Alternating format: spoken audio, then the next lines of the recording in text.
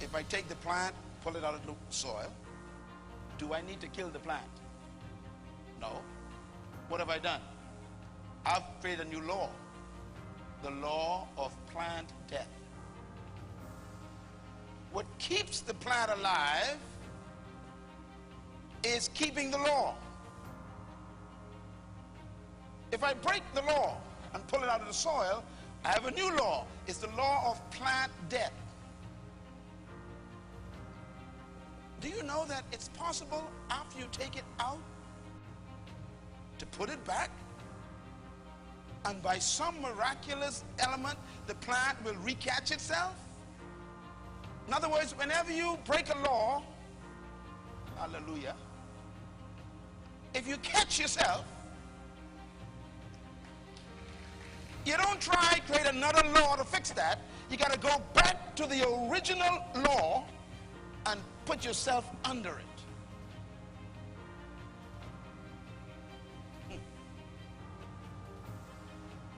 This word you may never have heard. Death is an inversion of life. Death is built into life. Death is life in reverse.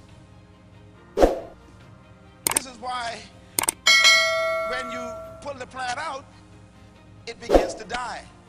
If you put it back in, it begins to reverse the process and give life back to it. So death is already in the plant, but what's keeping death dead is keeping the plant under the law. Anybody here with me? So wherever there's death, a law was broken. And the only way to fix that law is to go back to the original law. Can I put it this way then? That death and life are in the same place. The day you eat, you will surely die. The day you eat, which means the day you eat, you had life to eat. But the day you eat, you will surely die. So death is the opposite of life. It's life in reverse. Wherever there's death, there was life. Wherever there is life, there's death. Wherever there's death, there was life. So if there is a problem with life, it's because you're violating the law. And if you're dead, you got to fix the whole situation by going back to the original law. Let me put it another way. This is very important. I call it the principal law of death. The principal law of death. When I discovered how this works, let me see if I can get this thing to function here for me here, because I want you to really get this. I have another one in my bag. Can you put that in there? This is so amazing to me, because when I thought about death, I thought the devil created death. So I was fighting the devil. The devil doesn't have the pleasure of creating death. Devil created nothing. When God created life, death was inherent in it. So what we have is we have death in life. Death is in life. Is that it? Oh, you're so kind. Thank you. Yeah, that's the real thing. Death was created without life. Write that one down. When God created man, God gave him the law of life. So death was present, but God called it die. God says now, whether death lives or dies depends on man. Death exists, but it has no power. So God placed the power of death in the hands of the human. Death had no life. Death had no influence over man. Death had no authority. And the power of death was in the hands of the human. God says the day you eat, you will activate death.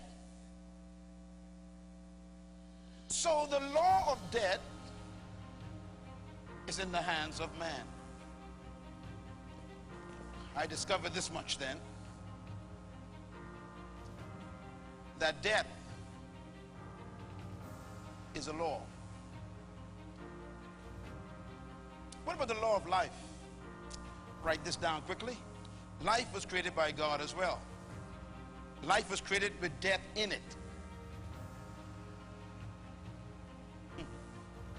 Everything that's alive has death on the inside. The only way for it to keep death dead is for it to obey the laws that God created. So life was created without death. Life had die in it, but die could not kill because life was keeping the law. Life was created, therefore, with power over death. Life influenced and controlled death. Adam had power over death in his hands. Listen to me carefully, please. The law of life, therefore, is in the hands of man. The power God gave us. Now, let me break it down. I'm moving fast for a reason, because I want to get to a point. I don't want you to forget this. Write this down. Every manufacturer creates a product with inherent laws. Your car was created by a manufacturer. I use a car all the time because most people have one or experience one. The law of cars is fuel, gasoline, oil, and some kind of liquid. Water or something. These are laws. You cannot operate a car without these substances. Who decided that? The manufacturer decided that. You can't buy a car and say, I don't like gasoline anymore. I'm going to use some coconut water. And you fill your car with grade A coconut water. What happens to the car? It dies. It malfunctions. Now, all products come, therefore, with inherent laws, but also inherent promises. And the promise is, if you obey these laws, the car will function. If you disobey these laws, the car will malfunction. So all products come with law. Who are we to decide the laws of life? We didn't create life. God created everything. So we have to find out what are the laws that God put in place for us to be alive and have life on this planet. He gave life and he created the laws. And a product comes with instructions on how to keep the laws. And the product comes with guarantees. It says if you keep these laws, this product will function. God says, Adam, the whole planet is yours. Every tree is yours. All the animals under your control, the birds and the trees, you got them under your control. You got the whole thing. But here's one law. Don't touch that tree. All products come with warnings. Do not operate this product near water. Some people have tried that. And they had a shocking experience. Write this down. Whenever you violate law, you punish yourself. The manufacturer doesn't have to punish you. If you put gasoline, if you put orange juice in your gasoline tank, you don't call Ford Motor Company and say you have a problem. Ford sent a book with instructions with that, and they said if you follow my instructions, keep those laws in that booklet, this car will serve you. It will function. It will have life. In other words, customers are responsible for keeping the law, not the manufacturer.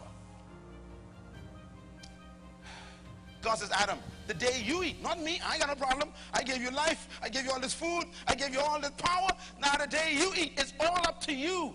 What you do will give death life. Death is as dead as you keep it. Imagine the power in the hands of one man. God doesn't keep law for people.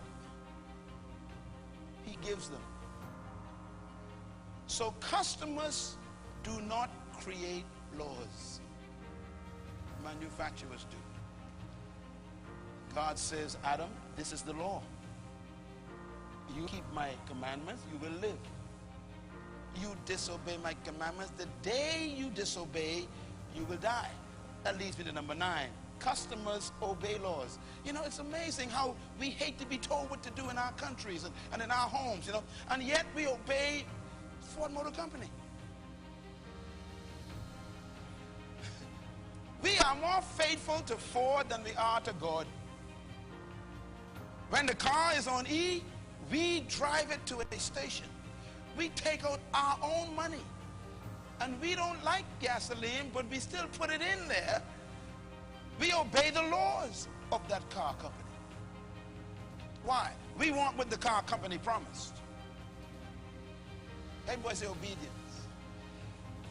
Have you ever sat down to try and figure out why you use gasoline in your car? How about discussing it with Ford? Call Ford and say, why do y'all use gasoline? You know, the combustion chamber with the atrocious of the mikish. Explain it to me. No, you just go and you do it. Am I right? You don't sit down and try to figure out the scientific reasons for using that substance. You don't discuss it for 2 weeks before you use the car. I want to know why you're using this. I want to understand what's in it. Why you use gasoline. Where did it come from? What does it consist of? What are the composites? No. Put it in. God says don't fornicate. Why?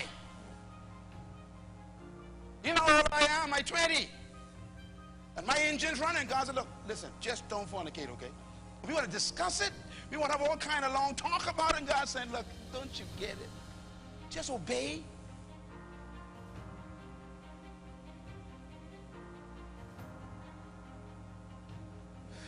We obey Ford and negotiate with God. Customers don't create laws, they just obey them. And Adam was a customer. He was a product.